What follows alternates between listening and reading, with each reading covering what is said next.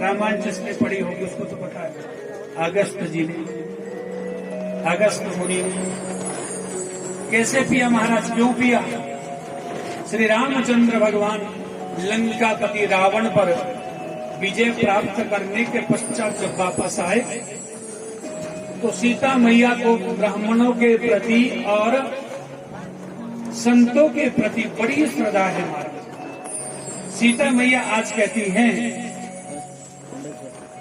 कि मुझे एक मन में विचार हो रहा है। क्या विचार हो रहा है? इतने बड़े रावण के नाम से ही जो दुनिया डरती थी, इसको जीत करके आप राजा बने हैं। आपकी चहो दिशा में जय जयकार हो रही है। सज्जनों माताओं, आज क्या हुआ? मैंने भोजन करवाना, किसने कहा? सीता मैया का। और राम जी कहते हैं कोई बात नहीं, कभी और करवा देंगे। बोले नहीं नहीं, बुलाना तो ऐसे व्यक्ति को जो ढंग से खा ले। इतना हम सब्जी बनाए, इतनी पूरी बनाए, इतना हम पकवान बनाए, तो कहीं हमारी जो मेहनत है वो व्यर्थ में न चली जाए। भगवान कहते बुलाऊंगा तो ऐसे को जो तुम्हारी भी ऐसे की तैसी हो जाएगी। प्रेम से बोलो। श्री रामचंद्र भगवान ने अगस्त मुनि को बुलाया, आओ हमारे घर में भोजन के लिए। अगस्त मुनि जैसे आज 11 बजे पहुंचे, सीता मैया को समझाने की कोशिश करते हैं। क्या करी? बोले मैया रसोई में बैठ करके प्रसाद पाऊंगा ना, ताकि आपको अंदर आने में बाहर जाने में कोई दिक्कत ना हो। समझा तो रहे थे, लेकिन सीता मैया इशारा नहीं समझी। सीता मैया कहती है नहीं नहीं बाहर बैठो। सीता मैया की रसोई कहाँ है पता है आपको? अयोध्या में। कोई गए हो तो दर्शन करके आना। अब तो जो है उसका कुछ ढांचा बिगाड़ दिया है मुसलमानों ने, चाहे राजनेताओं ने कहो, लेकिन सीता मैया की जो रसोई थी भारतवर्ष में या पूरे विश्व भर में, ऐसी रसोई किसी की नहीं थी। प्रेम से बोलो। अब सीता मैया को भी समझ में देर लग गई। अगस्त मुनि को बाहर बिठा दिया। आज प्रातः काल के सत्र में 11 बजे सोने का थाल सज करके आया, जिसमें 56 प्रकार के व्यंजन रखे हैं। सज करके आया, अगस्त मुनि के आगे रख दिया। और जैसे ही रखा, अगस्त मुनि क्या कहते हैं? बोले मैया ये सब कुछ खाने के लिए है या आंख में डालो या कान में डालो? फिर भी नहीं समझे, क्योंकि आज्ञा तो चाहिए थी ना मैया की। बिना आज्ञा के तो भोजन नहीं हो सकता था। सीता मैया से क्या कहा गया गलती से कि आपने जितना प्रसाद पाना है महाराज पाओ। अब तो आज्ञा मिल गई। अच्छा मैया मैं शुरू कर दूं फिर? मंत्र बोले, गाय के लिए ग्रास रखा, थोड़ा सा जल लिया और भोजन की हरिहर हो गई। भोजन शुरू हुआ। 2 दिन हो गए, 3 दिन हो गए। सीता मैया अंदर बाहर चलने में टेढ़ी कमर हो रही है। 4था दिन, 5वां दिन, 6वां दिन, 8 दिन, 10 दिन जब हुए, सीता मैया कहती हैं श्री रामचंद्र भगवान को, बोले कोई ब्राह्मण संत लाया है कि कोई और है? भूत प्रेत तो नहीं लाए कोई पकड़ करके? एक टकार तक नहीं है अभी तक। क्या करूं? भगवान कहते हैं क्या करूं? बोले गणेश जी को बुलाओ, रिद्धि सिद्धि को बुलाओ, ताकि आटा भी गूंथे और साथ में क्या करें? बनाने की भी और बांटने की भी, परोसने की भी सेवा करें। जय जय श्री राधे श्याम। कथा मंडप में हमारे प्रिय बलवीर व्यास जी पहुंचे हैं। 4 चांद लग गए। श्री राधे श्री राधे।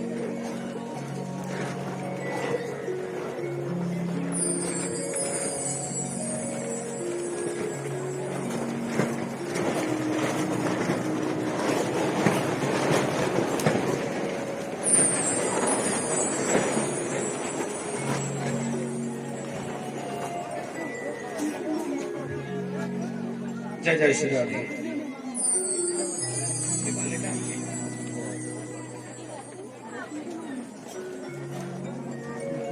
बालक को बोला जी कथा दे रहा चिराई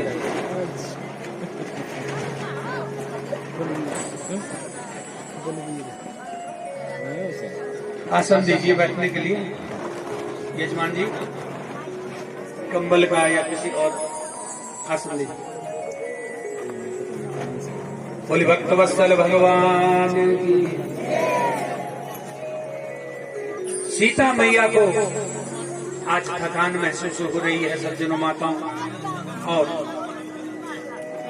आज सीता मैया कहती है बुला दीजिए गणेश जी को, रिद्धि सिद्धि को। भगवान श्री रामचंद्र जी ने भी सीता मैया के कथना अनुसार रिद्धि सिद्धि को बुलाया, गणेश जी को बुलाया।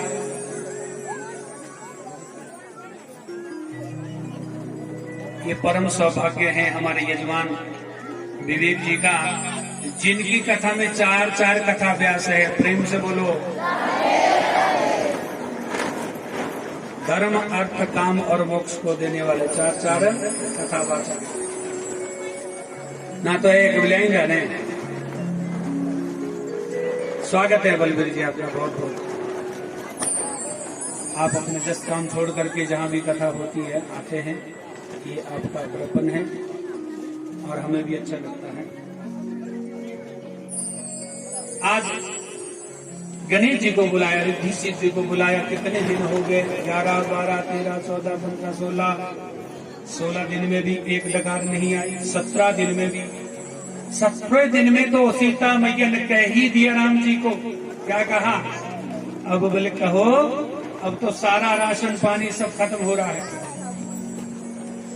कहीं श्राप दे के ना निकले, इसलिए आप कृपा करो। 18वें दिन प्रातः काल 11 बजे शुरू हुआ था ना, 18 दिन पूर्व भोजन। फिर भगवान ने अगस्त जी को इशारा किया। क्या? बोले हो गया, कहीं श्राप ना मिल जावे, सीता मैया के श्राप ना दे देते। अगस्त जी को एक डकार आई, तो उसके बाद जब कोई भोजन करता है तो जल भी थोड़ा सा 1-2 घूंट पीना चाहिए। लेकिन अगस्त जी ने जब 18 दिन भोजन किया तो पानी भी तो पिएंगे ना साहब। जल मांगा। सीता मैया कहती है इतने बड़े बर्तन नहीं है घर पर और आपको मैं जल नहीं पिला सकती। सीता मैया को लगा जब 18 दिन में भोजन से तृप्त नहीं हुआ तो जल से तो बड़ा मुश्किल है। मना कर दी मैया ने पहले ही। और राम जी ने क्या कहा? श्री रामचंद्र भगवान कहते हैं चिंता मत करो, द्वापर में कृष्ण बन करके जब आऊंगा 7 दिन 7 रात इतना आपको जल पिलाऊंगा जितना आपने पीना होगा। तो ब्रजमंडल में धूल उड़ने का विशेष मूलता कारण यही था। क्यों? क्योंकि पहला जल स्तर जो था वो सुदर्शन चक्र ने तोड़ दिया। दूसरा किसने बांधा? शेषनाग जी ने। तीसरा जो बचा वो अगस्त जी ने पान कर लिया। और जब पान किया तो ब्रजमंडल में धूल ना उड़े तो और क्या उड़े। अब तो महाराज इंद्र को अपनी गलती का एहसास होने लगा। क्या कहता है इंद्र? इंद्र अब क्षमा याचना करने के लिए जो है भगवान से क्षमा याचना मांगने के लिए तत्पर है। लेकिन इंद्र का जो पद है ना जी, कितना बड़ा है, ब्रह्मा जी से तो बहुत छोटा है। और ब्रह्मा जी कौन है? भगवान के ही अपने ही पुत्र हैं।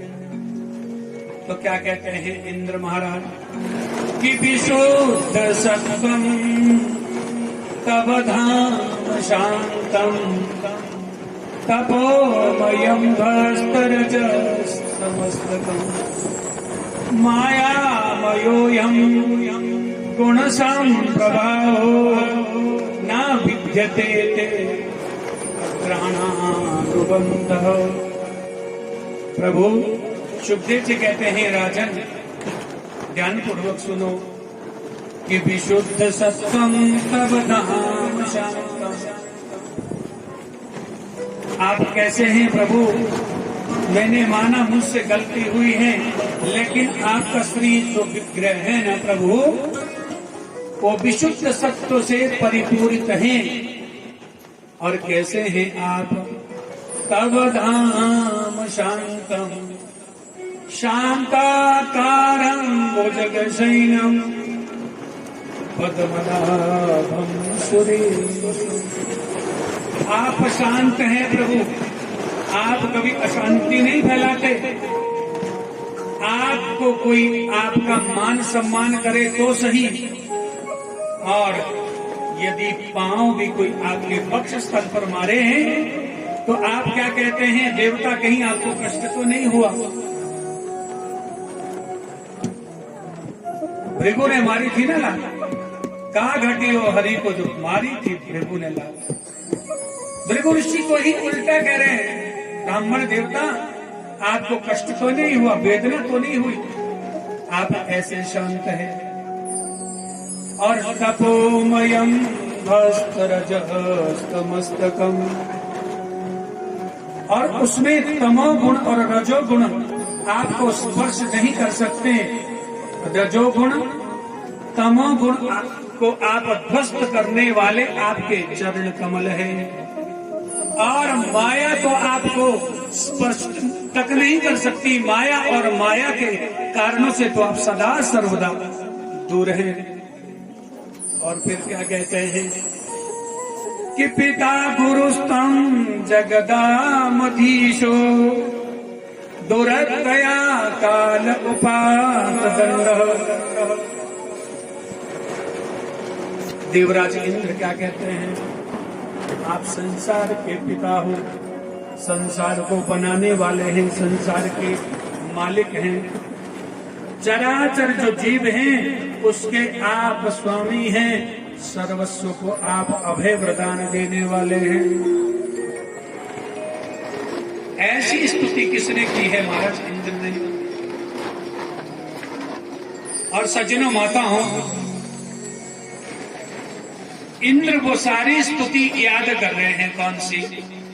अहम बकीयम स्तन कालकूटम जिगांसया आपयत आप्य साधवी लेवे गतिं दातृतां ततन्यं काम्बा दयालो शरणं व्रजेहम्।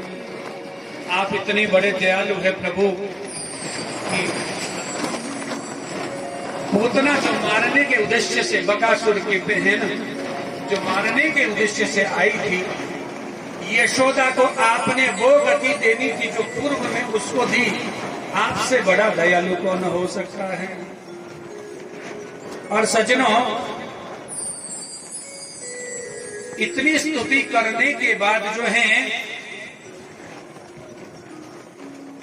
इंद्र ने कितने श्लोकों में स्तुति की है? केवल 10 ही श्लोकों में। और ब्रह्मा जी जो बहुत बड़ा पद है, बड़ी प्रतिष्ठा है किसकी? ब्रह्मा जी की। क्यों? क्योंकि वो तो भगवान के ही पुत्र हैं।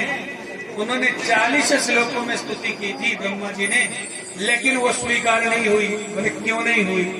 सुखदेव जी कहते हैं, राजन ध्यान से सुनो। भाई जो व्यक्ति भगवान से क्या करता, विमुख करता है किसी को, किसने किया? वो ब्रह्मा है। वो भगवान का अपना क्यों ना हो, वो क्षमा के योग्य नहीं है। और वही इंद्र क्या करता है? अरे जितने भी पिछड़े हुए, जितने भी इधर उधर बिखरे हुए, बारिश के बहाने से भगवान की सन्निधि प्रकट की। भगवान के साथ ही खड़े थे ना सब। तो उस इंद्र की 10 श्लोकों की स्तुति भी अंगीकृत हो गई, स्वीकार हो गई, लेकिन ब्रह्मा जी की स्तुति स्वीकार नहीं हुई। कहने का भाव क्या है सज्जन माताओं? कोई आपसे कहे कि मैंने अमुक दान करना है, और आप वहां क्या करते? शुक्राचार्य का काम, अरे मत कर, अगले साल कर लेंगे। शुक्राचार्य का काम कभी नहीं करना। दान करता है कोई, तीर्थ की यात्रा करता है, मंदिर निर्माण के लिए कोई दान करता है, तो उसमें बाधा मत बनिए। कैसा हाल होएगा? जैसा भगवान के अपने पुत्र ब्रह्मा का हुआ। ब्रह्मा जी की स्तुति करते करते बहुत समय हो गया, लेकिन उनको स्वीकार नहीं किया। हम देखते हैं यात्रा में जाते कुछ लोग हमारे साथ, एक आदमी 100 रुपया चढ़ा रहा है मंदिर में, दूसरे क्या कहता है, मेरे पास छुट्टे हैं, रुक जा 10 रुपये मैं देता हूं। अरे राम के ताऊ, तेरे घर से क्या जा रहा है? जो 90 रुपये तो कम करता है, ये क्या तेरे से लिया है? कुछ नहीं। धर्म के कार्य में कभी भी विघ्न मत बनिए, क्योंकि भक्ति का जो प्रारंभ है 2 ही प्रकार से होता है सज्जनों माताओं।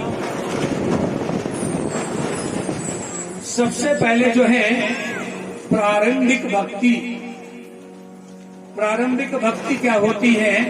व्यक्ति धीरे धीरे धीरे धीरे सत्व की तरफ चला जाता है। सत्य उस व्यक्ति में निहित होता है, उसको झूठ कपट आडंबर ये बिल्कुल भी अच्छा नहीं लगता। उसके बाद होती है दूसरी भक्ति, होती है निष्काम। निष्काम भक्ति किसने की थी? बोलो। एक तो शबरी ने भी की है, एक हनुमान जी ने भी की है, केवट ने भी की है, अहिल्या ने भी की है, अर्जुन ने भी की है, कुंती बुआ ने भी की है। इन्होंने निष्काम भक्ति जो है प्रकट की है मन में। निष्काम भक्ति किसको कहते हैं सज्जन माताओं? कि बदले में भगवान से कुछ मांगना नहीं, जो कुछ भी हम कर्म करें वो भगवान को अर्पित करें। बोली भक्त वत्सल भगवान राधा रानी सरकार की। और कहीं धोखे में मत रहना संसार के लोगों। कैसे? आप कहते हैं कि शायद संतों को ब्राह्मणों को सबसे पहले भगवान मिलते होंगे, तो ये केवल धोखा है। वो कोट पैंट पहनने वाला भी संत हो सकता, निष्कामी हो सकता है। कुर्ता पैजामे पहनने वाले भी निष्कामी हो सकते हैं, और धोती पहनने वाला भी निष्कामी हो सकता है। वो चाहे संत हो, ब्राह्मण हो, चाहे वो किसी भी वर्ण का क्यों ना हो, उसको भी भगवान प्राप्त हो जाते हैं। लेकिन कब भक्त को प्राप्त होगे? जो निष्काम भक्ति मेरे गोविंद की करता है। चाह कुछ नहीं है मन में, जो कुछ भी काम कर रहा है उसके ही निमित्त कर रहा है, और उसको समक्ष रखते हुए भगवान का नाम लेता है। ते भूमि देवा शृणुत कृष्णस्य देशकारिणं प्राप्ताञ्जीत भद्रं वो गोपान नोरामचोदितां। सज्जनों, प्रत्यक्ष रूप से जो है ब्राह्मणों को भी भगवान नहीं मिले हैं। एक समय की बात है, एक गांव में पूरा नितांत गांव किसका था? ब्राह्मणों का था। तो भगवान उसी जंगल में चले गए, बलराम सहित अपने सखाओं के सहित गौचारण के लिए, गाय को चराने के लिए। उसी वन में जब गए, एक वृक्ष के नीचे बैठ करके श्री कृष्ण भगवान ने यत्र वन्नी तत्र धुन्नो, यत्र धुन्नो तत्र वन्नी, दोनों एक दूसरे के पूरक है। जहाँ आग वहाँ धुआं है, और जहाँ धुआं वहाँ अग्नि है। प्रेम से बोलो। अब जैसे ही धुआं देखा कृष्ण भगवान ने वो उधर गांव में कहा, भैया बहुत भूख लगी है, जाओ कुछ मधु करी मांग करके लाओ। मधुकरी किसको कहते हैं कि घर में जाकर के एक दो घर में जाकर के एक दो रोटी को प्रसाद के रूप में मिले तो उसको ही खा करके क्या करें, उस दिन का भोजन सर्वोत्तम भोजन माने, उसको मधुकरी कहते हैं। आज भी ब्रजमंडल में कुछ ऐसे संत हैं अपनी कुटिया में नहीं बनाते, एक दरवाजे में जाकर के खड़े होकर के भवति भिक्षाम देहि, कुछ एक रोटी मिल गई, दो मिल गई, चार मिल गई, छह मिल गई। कुछ संत तो ऐसे भी हैं कि चार छह रोटी इकट्ठी मांग ली और सुखा ली और दूसरे दिन एक रोटी एक दिन की खाते हैं, सुखा करके उसको रख दिया, दूसरे दिन पानी में भिगो करके फिर एक रोटी पानी करते, उसको कहते हैं मधुकर। ऐसे ही कृष्ण भगवान ने भी कहा जाओ मधुकरी मांग करके लाओ। किसको भेजा? अपने सखाओं को बहुत भूख लगी है, जल्दी उस गांव में हवन हो रहा है और जहाँ हवन होता है वहां पर भंडारा अवश्य भी होता है। भेजा गए महाराज, गांव के बाहर ही जो चौक में एक बहुत बड़ा चौक है, वहां पर ब्राह्मण क्या करते हैं, त्रिकाल संध्या वंदन करते हैं और उसके बाद क्या करते हैं, वेदों का पाठ करते हैं। तत्पश्चात तत्क्षण उसी समय जो है आहुति भी देते हैं। जैसे ही महाराज वहां गए, बाल गोपाल सखाओं ने कहा भूख लगी है, कुछ मिलेगा। इशारों इशारों में ब्राह्मण हवन भी कर रहे हैं, स्वाहा, बोले भागो अभी हवन चल रहा है। बाल सखा वापस आए कृष्ण भगवान से, कह रहे हैं भैया कुछ भी प्राप्त नहीं हुआ। बोले क्यों? बोले वहां पर ब्राह्मण थे, ब्राह्मणों से हमने याचना की और हमको प्राप्त कुछ भी नहीं हुआ। भगवान क्या कहते हैं, सुखदेव जी कहते हैं राजन, मेरे प्रभु ने कितना सुंदर जो है उनको दृष्टांत बताया। क्या कहा? तुमने गलती की है भैया, तुमको ब्राह्मणों से नहीं मांगना चाहिए। बोले क्यों? बोले ब्राह्मण जो है देने में कंजूस होते थे, उनकी जो धर्म पत्नियां होती हो उदार हृदय वाली, इसलिए तुमने गलती की है कि ब्राह्मणों से मांगा। और ब्राह्मण से उदार भी कोई हो नहीं सकता, सुदामा जैसा हो सकता है? बोलो। कृष्ण भगवान को जिसने उस संकट से बचाया, किस संकट से? उस श्राप से जो उन चने में लगा हुआ था। ब्राह्मण से उद्धार भी कोई हो नहीं सकता। जितना कल्याण ब्राह्मण करते हैं उतना कोई कर भी नहीं सकता। भगवान ने तो ये कहा प्रसाद उनकी धर्म पत्नियां घर में बनाती हैं, वो तो वेदों का उच्चारण करते हैं, उनको भोजन प्रसाद से क्या लेंगे? वो तो घर जाएंगे मांगेंगे, बना है तो ठीक, नहीं बना तो ठीक। तुमने गलती की है, उनके ब्राह्मणियों से मांग करके लाओ, जरूर मिलेगा।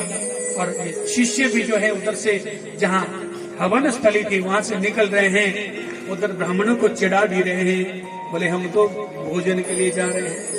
ब्राह्मणियों से कहा कृष्ण भगवान, ओ देखो कोई इधर दिखा रहा है, कोई उधर दिखा रहा है। और उनको गोप वालों के सहित बलराम जी के सहित क्या लगी है, बहुत भूख लगी है, प्यास लगी है, कुछ है बना है प्रसाद। सबने कहा मेरे घर में भी बना है, मेरे घर में भी। ब्राह्मणियों ने उनको नहीं दिया, अपितु खुद जाकर के उस वन को भी शुद्ध विशुद्ध कर दिया जिस वन में भगवान थे। क्योंकि भाव में विद्यते हरि, भगवान का यदि कहीं वास है केवल भाव में है। और वहां पहुंची, भगवान को कभी यहाँ बिठाती हैं तो कभी यहाँ बिठाती हैं, कभी ऐसे प्रसाद को, कभी ऐसे प्रसाद को, कभी ऐसे, अनेक प्रकार से लाड लड़ा करके, जैसे बालक को माँ लाड लड़ा करके जो है खिलाती है। और जो शेर चबकता है उसकी सुगंध सूंघ सूंघ करके और हाथ को चाटती है, अपने जीवन को धन्य धन्य मानती है और वापस घर पहुंचते हुए उस झांकी को नहीं भूलती। किसी किसी के तो बर्तन तो आधे रास्ते में छोड़ गई, किसी किसी के बर्तन जो है मिट्टी के तो उस वक्त बर्तन हुआ करते थे, लेकिन द्वापर में ये भी लिखा है कि चांदी का बर्तन हुआ करता था। आधे रास्ते में छोड़ा और तत्पश्चात जो है जैसे महाराज वापस पहुंची, तब तक ब्राह्मण देवताओं की टोली भी अपने अपने घर में पहुंची और कहा बहुत आज प्रसाद पाने की इच्छा हो रही है। सबने कहा हाँ हाँ बन रहा है ना। बोले क्या प्रातः से अभी तक नहीं बना? बोले बना तो था। तो कहाँ गया? क्या बताए? आज तो हमारा जो प्रसाद बनाने का जो हमारा उद्देश्य था, मूल कारण था, जीवन लेने का जो मूल उद्देश्य था, वो आज पूर्ण हुआ। कैसे पूर्ण हुआ? ब्राह्मण नहीं समझे। ब्राह्मणों से कहा कि हमने अपने हाथों से लाला को प्रसाद पवाया है, खवाया है और बड़ा आनंद हमको आया। और कितना सांवला सलोना वो रूप है, जिसकी रूप माधुर्य को देख करके बड़े बड़े ऋषि मुनि अमल आत्मा संत विराजमान जितने भी वहां पर थे, सब जो है द्वितीय को अमल करने वाली जितनी दिव्य आत्माएं थी, वो भी सारी जो है भाव विभोर हो गई। और हमारा तो सौभाग्य ये हुआ कि हमारी तो गोद में बैठ करके प्रभु ने प्रसाद पाया। तो ब्राह्मणों ने क्या कहा? देखिए सज्जनों, कितनी ऊंची गरिमा को जो है उन्होंने प्राप्त किया। हम भी चलेंगे ना देखने, कहाँ है? बोले आपको पतले भी मिल सकती हैं, बर्तन भी मिल सकते हैं और खूब जो है वहां पर जो है मंडली सजी होगी, जाओ दर्शन करके आ जाओ। ब्राह्मणों ने एक दो दिन नहीं ढूंढा, अनंत समय तक ढूंढते गए। दाढ़ी भी सफेद हो गई, वेद के मंत्र जो रोज रटते थे वो भी भूल गए और निराशा लेकर के, केवल निराशा हाथ में लगी और वापस पहुंचे रहे हैं अपने घरों की तरफ। और क्या कहते हैं कि दिक जन्म न स्त्री व्रत विद्या, दिक व्रतम दिक बहु ज्ञातम, दिक कुलम दिक क्रियाकाक्ष्यम, विमुखा सदजे। क्या कहा? धिक्कार है हमारा जन्म लेने का, धिक्कार है हमारे इतनी विद्या का अर्जन करने का। वेद को पढ़ लिया, छंद को पढ़ लिया, निरुक्त को पढ़ लिया, व्याकरण को पढ़ लिया, षड शास्त्र सारे पढ़ लिए। दिक व्रतम जो हम व्रत इत्यादि करते हैं, दिक बहु ज्ञातम बहुत सारा ज्ञान लेकर के भी हमें धिक्कार है। दिक कुलम दिक क्रियादाक्ष्यम, हमारे कुल में, ब्राह्मण कुल में जन्म लेने का भी धिक्कार है।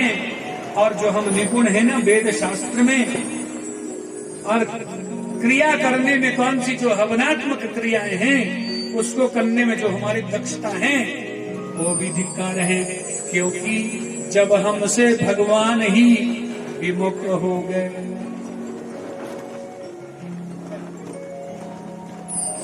और उन्होंने ना जाने कहाँ गाने ढूंढा कि धरती से गगन तक ढूंढा रे मेरा श्याम ना जाने कहाँ गया, घन श्याम ना जाने कहाँ गया। धरती से गगन तक ढूंढा रे मेरा श्याम न जाने कहाँ गया, घन श्याम जाने कहाँ गया। धरती से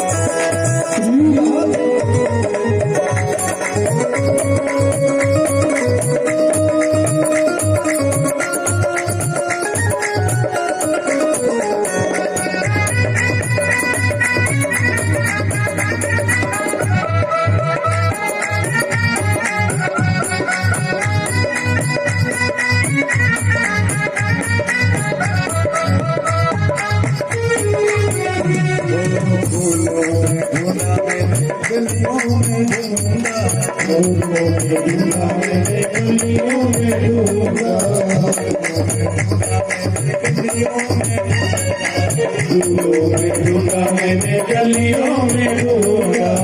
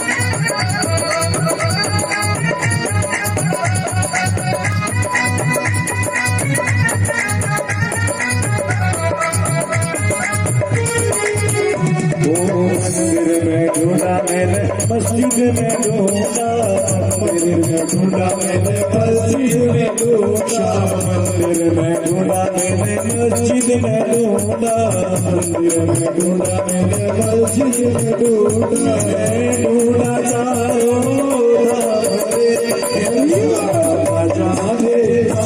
गया जल्दी से ढूंढा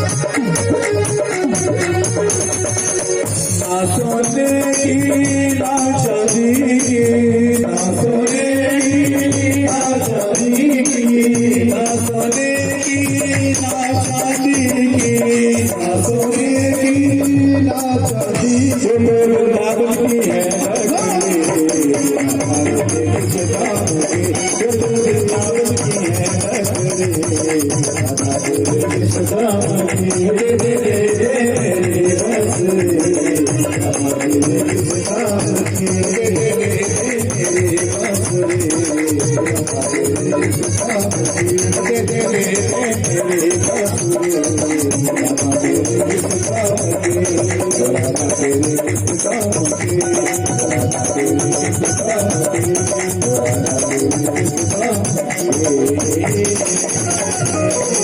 वृंदावन बिहारी लाल की जय जय श्री राधेश्याम।